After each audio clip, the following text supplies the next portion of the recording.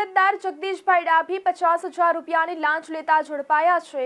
સાબરકાંઠા જિલ્લામાં વર્ગ 2 કક્ષાના મામલતદાર લાંચ લેતા ઝડપાતા ખળભળાટ મચી ગયો છે।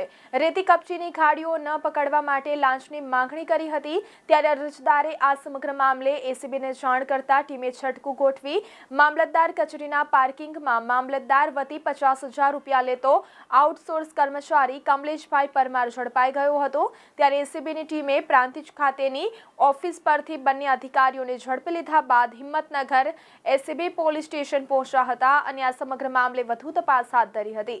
આ અગાઉ પણ 3 દિવસ પહેલા તલાટી કમ મંત્રી લાંચ લેતા ઝડપાયા બાદ પ્રાંતિજ મામલતદાર અને વચેટીઓ આઉટસોર્સ કર્મચારી ઝડપાતા સમગ્ર જિલ્લામાં આ મુદ્દો ચર્ચાસ્પદ બની ગયો છે।